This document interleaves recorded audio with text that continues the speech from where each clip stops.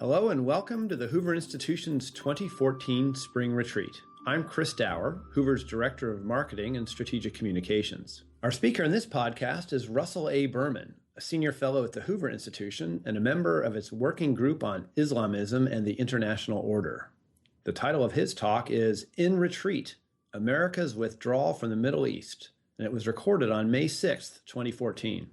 Thank you, John, for not only for the introduction, but for inviting me to speak this morning. I always enjoy speaking at these retreats. It's an honor for me to be associated with Hoover, and I'm grateful to be able to thank you all here in the audience for coming and for your support for the institution. My affiliation with Hoover has been one of the high points of my time at Stanford. As John told you, I'm a bit of an anomaly at Hoover. Most of the Hoover Fellows work on policy issues, on political science, on economics. I come from the humanities. I work on literature, on history. I respect the work that the economists and the political scientists do, but I believe that in order to understand comprehensively how humans, how societies work, it's important to look at values, it's important to look at stories. It's important to look at what makes people tick in their hearts. My original work was about Germany, about 19th and 20th century Germany. And when you work on Germany, you can't avoid the big political issues, the big historical issues of the 20th century, of course.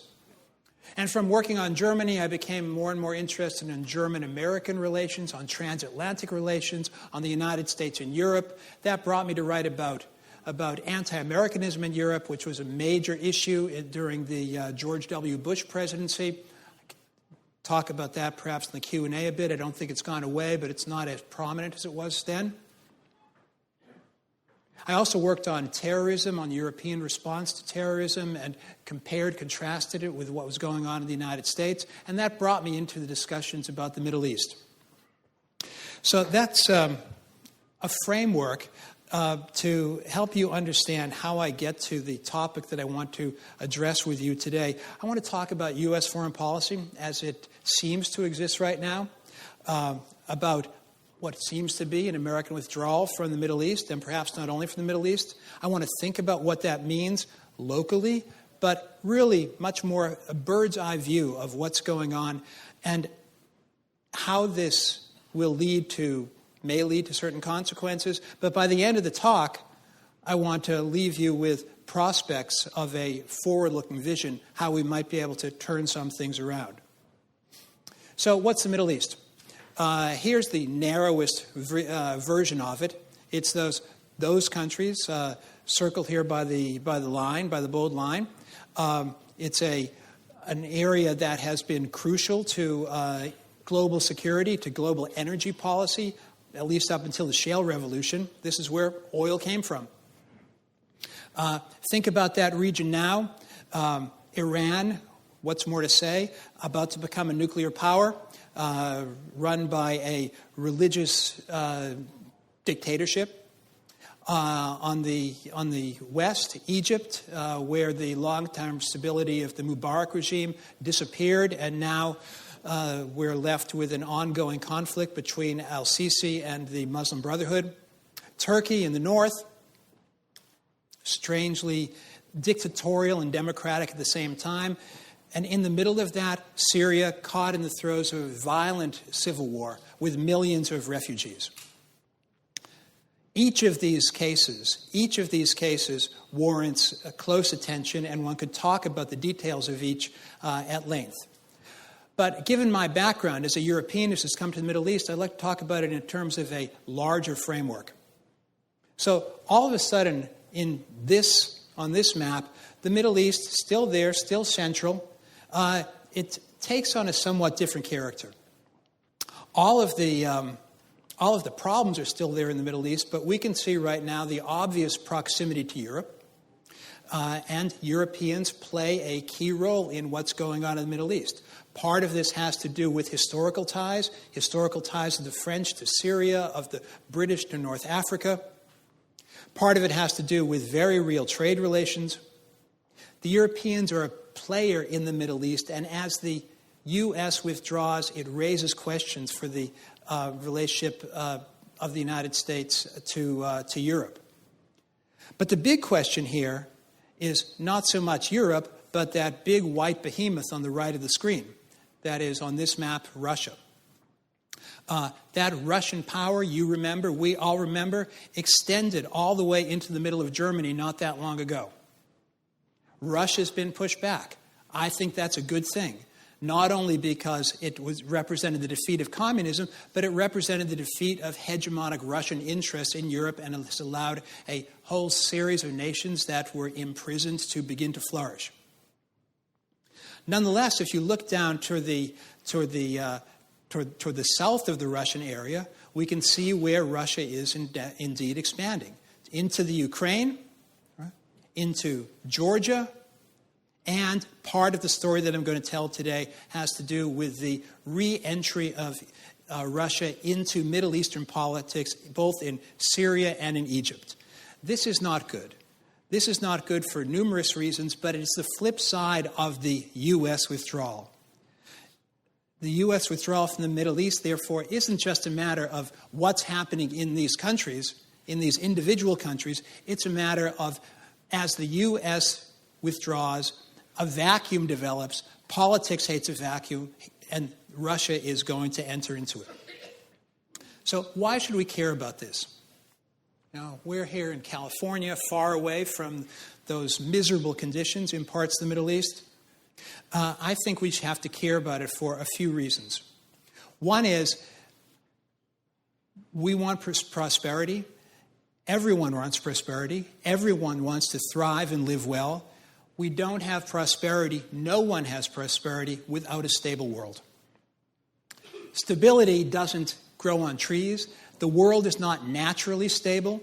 There are evil people in the world. There are greedy nations. There are forces that would like to disrupt peace and order. And it's important that there be forces at work in the world that maintain international stability and international peace. That's what the role of a great power is. A great power isn't just another country. A great power isn't just Switzerland. A great power isn't just Honduras. A great power is a country with enormous resources that can be mobilized, not in order to conquer the world, not in order to impose our views, not in order to reshape nations, but to make sure that there are some basic rules across the world that other nations live by. Without that order, without that peace, without that stability, prosperity will not happen. So what's at stake? What's at stake if that order isn't maintained? And Switzerland isn't going to be the country that maintains it. We risk a series of failed states across the whole slew of the wider region, from Algeria in the west to Iran, to Afghanistan, to Iraq in the east. That instability can easily spread further into North Africa, into Central Asia. In addition, again, despite the shale revolution that I mentioned before that really has turned U.S. energy dependency around, it's not as if Saudi Arabia has ceased to be relevant to the oil economy of the world. If that area, if that oil production is disrupted, the shock waves in the world economy will be enormous. And then further, if we run into that range of failed states throughout that region, you can be sure that this will become a crucible for terrorism. Terrorism hasn't gone away. Terrorism continues to be an issue. The French just took down a significant plot there involving terrorists from North Africa.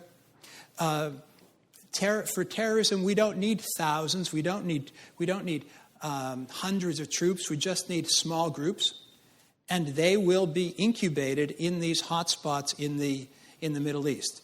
Indeed, the U.S. government, we know, is concerned that precisely now in Syria, Europeans and Americans who are fighting among the jihadists are sooner or later going to be returning home to Europe or to the United States. They will come back trained, they will come back hardened, and they will come back angry, and they'll come back prepared to pursue their jihadist agenda in Europe and the United States. This is a reason why these are three reasons why we don't want those failed states to happen. Secondly, we're in this, for better or for worse, ongoing competition with Russia as a revanchist power. What has become enormously clear in the past month is that Putin wants to take back the change that took place in 1989. He may not want to institute communism with that whole set of Marxist-Leninist ideology, but he certainly does want to return Russia to the state of a hegemonic power that dominates nations all around it. Could Russia guarantee stability, peace, order? Could Russia, now stripped of Marxist-Leninist revolution ideology, be a partner in peace? Well, when I look at the way the Russian regime works, when I look at the oligarchs, when I look at the disrespect for human rights, when I look at the restrictions on the freedom of the press, when I look at how closed a society it is, I don't think that I'm prepared to trust Russia to provide the peace and order that will guarantee stability, that will allow for prosperity to flourish. That's the logic of this.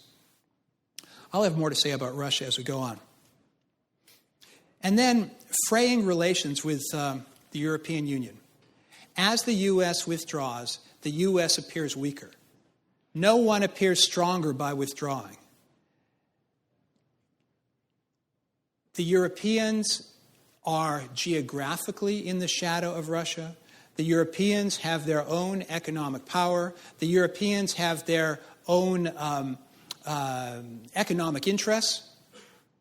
And the shift of attention by the U.S. government away from Europe has led to a fraying of relations with key players in Europe and in the European Union. Now, we just all saw the visit by German Chancellor Angela Merkel in Washington, and there was a big show of unity. But reading between the lines, one could see nothing was accomplished. There was no agreement on sanctions. There was no agreement on taking it a step further in response to the incursion into Ukraine. And there was no meeting of minds on the NSA affair. Here's a little bit of a review of what the withdrawal has looked like. June 2009, President Obama's Cairo speech, in which he effectively announced the Middle East that the U.S. was withdrawing. The argument was, I suppose, that the Middle East hates us, the Muslim world hates us. This is an address, you recall, directed to the Muslims of the world. I think that's a little bit bizarre. Can you imagine a president giving a major speech to addressing the Buddhists of the world or the Christians of the world? But his speechwriter apparently thought this up. Announcing that we are leaving was the message, and he thought that he'd get more respect from that. We see how that's worked out for us. A week later was the Ahmadinejad re-election. There's not a causal connection between the Cairo speech and that re-election, but I've listed here because, as you recall, that re-election led to the burgeoning of a protest movement in Iran, the Green Movement, and what was remarkable was the deafening silence from Washington as that movement was crushed. It's a shameful moment in the history of American diplomacy that we would not speak out. Not invade, not bomb, not even sanctions, but we would not speak out for fear of antagonizing the theocrats. January 2011, President Obama signals that the U.S. would not support Mubarak in Egypt, and 2 weeks later Mubarak was out, leading to a situation, I won't recapitulate the whole history, where all sides in Egypt are now anti-American. Whether you're for al-Sisi or whether you're for Morsi, whether you're for the regime or whether you're for the Muslim Brotherhood, everyone blames the Americans. Indeed, everyone accuses the other side of being in cahoots with the Americans. Crucial defeat for the United States, March 2011. This was the Libya vote at the United Nations Security Council to establish a no-fly zone and to intervene, which would eventually lead to the downfall of the Libyan regime. I'm not going to talk about the leading from behind problem. The one point I want to emphasize is the German abstention. If you recall, at that vote, the West voted for the establishing the no-fly zone. The BRIC countries, Russia and China in particular, abstained. And who abstained with them was Germany. This was the first time since the unification of Germany, indeed the first time since the end of the Second World War, that Western German democracy voted against the Western Allies, voted with the abstaining party. At that point, people were stunned. Even the Germans were stunned. People thought that this was an anomaly. They blamed it on the foreign minister, Westerwelle, at that point in time. But what we have seen in the meantime, with regard to the German response to Ukraine, is that they're quite happy to angle up to the Russians and to move gradually away from the United States. All of that is playing out in Ukraine, and it was playing out in the Middle East in Libya. The Afghan withdrawal, December 2011, last U.S. troops leave Iraq. The end of the last speaker, we're talking about candidates, and we talked about the Hillary Clinton candidacy. Well, one of the top issues on her list of baggage items is the Benghazi attack.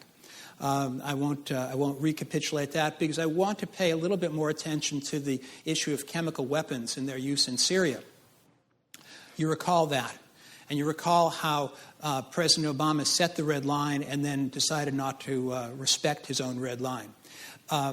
That's a well-known story. I won't recapitulate it, but there's a footnote to this which I think is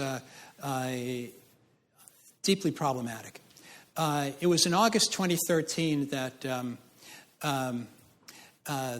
the major chemical attack took place with as I recall, 1,500 dead. But this wasn't the first use of chemical weapons.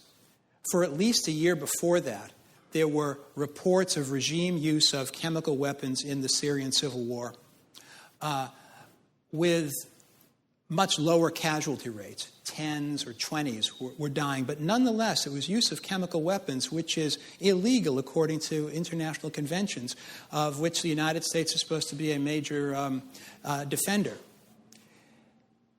In that period, President Obama said, I paraphrase, but this is pretty close to the words, unless I see a whole bunch of chemical weapons being used or moving around, or not until I see a whole bunch of chemical weapons being used or moving around, will my calculus change? Will my view of the situation change? And people's response to that was, well, this is President Obama using his easygoing vernacular language sometimes. What's that mean, a whole bunch of chemical weapons?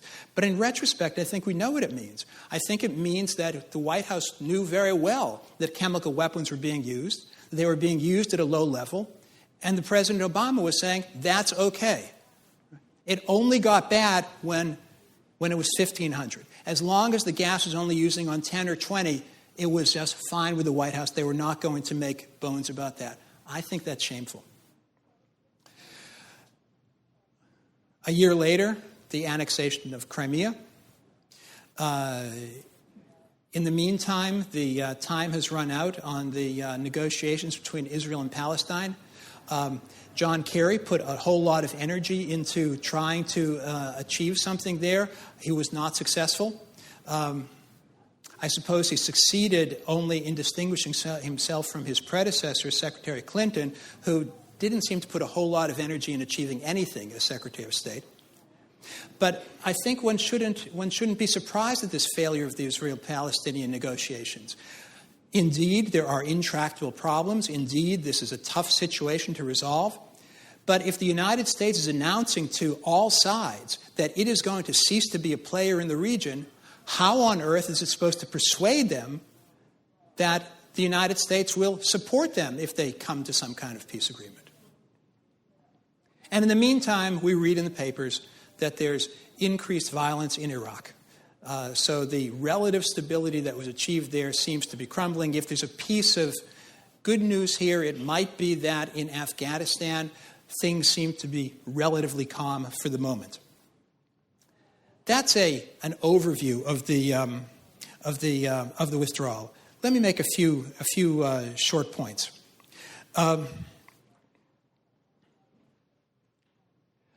We have a foreign policy of diminished ambitions under the Obama administration.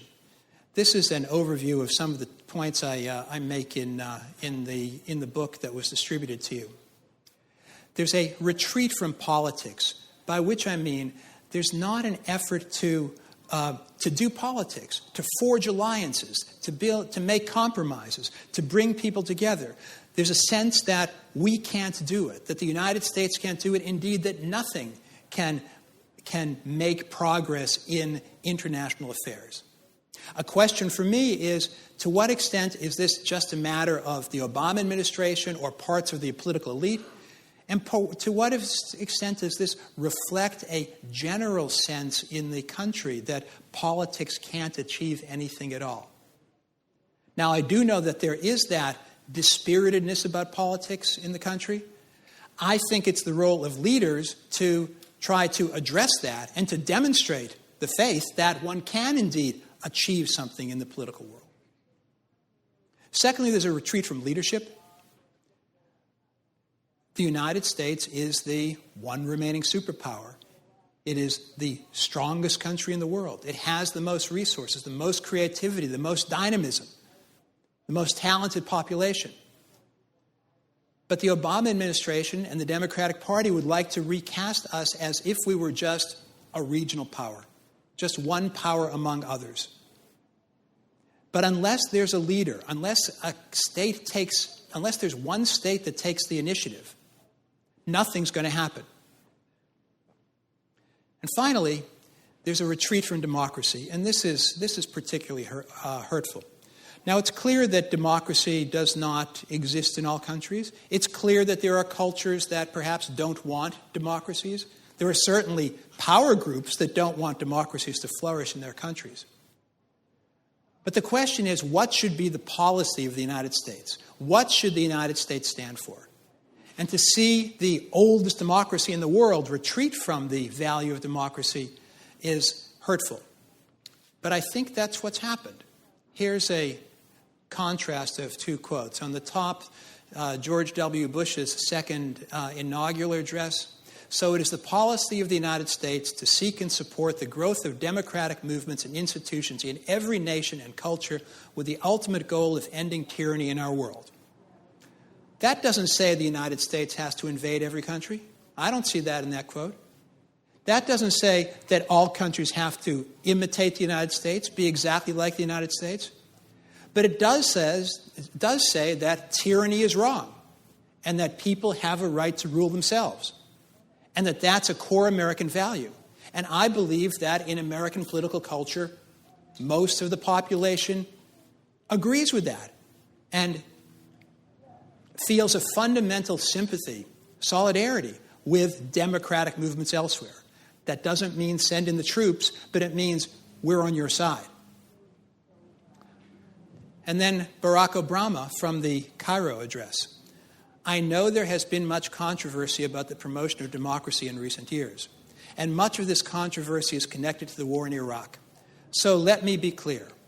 No system of government can or should be imposed upon one nation by another. So, okay, probably shouldn't impose a system of government on another, although I can think of examples, Nazi Germany, imperialist Japan. I think it's good that we stop those governments and impose democracy. The president may disagree. We don't have to disseminate the exact form of American democracy around the world, but what's at stake here is something much stronger. This is a clear separation by President Obama from the policy of the Bush administration. Indeed, what it is a break with the foreign policy consensus that has prevailed in the United States from Democratic President Woodrow Wilson to Republican President George W. Bush. The Democratic Party has broken with that legacy. how's this look in terms of public opinion? These are a couple of shots from Pew Research Center. It is the case that there's been a rise in what one could call a kind of isolationist sentiment in the United States. This is a political reality. So nobody's going to win the next election with a gung-ho send the troops in argument. But I think there's a big space between gung-ho send the troops in and isolationism. There are other options in between. And what relativizes this demonstration of this increasing sense that the United States should just mind its own business and retreat from the world stage is this next slide, also from Pew, about changing views of Russia. This is worth interpreting closely, as we say in the humanities. Do a close reading, because you could also see a little bit of the bias that Pew sometimes demonstrates. But let's look at the facts first. Between 2013 and 2014, you see a growth in the percentage of the population that worries about Russia. In 2013, about half the population worries about Russia, 18 plus 36. In March 2014, it's almost two-thirds are worried about Russia. Worried about Russia probably means, well, maybe we should do something about it. Maybe we shouldn't just mind our own business, or maybe worrying about Russia and doing something about it is our business, because we all participate in a global economy and we want to have stability in the world. The Pew bias here is that instead of talking about this increase in worry about Russia, they emphasize the distinction between those who see Russia as an adversary, bad guys, and those who see it as a serious problem but not really a bad guy. I think Pew is trying to parse this, trying to squeeze the most liberal read out of the data. But the data show an increased anxiety in the U.S. public about the prospects for relations with Russia.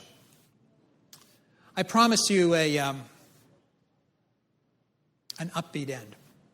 I think the Obama administration has failed not only in lots of individual cases around the world, Benghazi perhaps most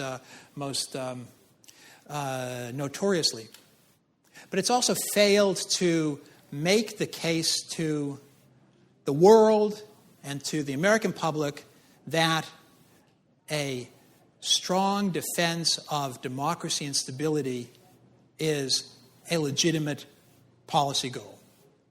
I think a new administration could do that. And I think pieces of that foreign policy should be the following. To rebuild the Western alliance. That is, above all, the transatlantic partnership with our friends in Europe who are committed to societies which, for all of their cultural differences, are very much like ours. Part of the West, of course, is not just in Europe. It includes Japan, includes India, countries that have visceral commitments to democracy. We have to be able to talk about that alliance of values, the West, and not just think that the only way we can proceed with global politics is through international organizations which are full of countries that don't share our values. Secondly, make the case at home. We need a president who has a bully pulpit, who uses the bully pulpit, who explains that to the American public why it's important for us to do certain things. Not everything. We shouldn't act irresponsibly, but it's important for us to have the back of people who share our values. And then finally, we, the people, represented by our government, should fulfill the responsibilities of a great power. If you're Costa Rica, if you're Honduras, if you're Switzerland, okay, don't get involved.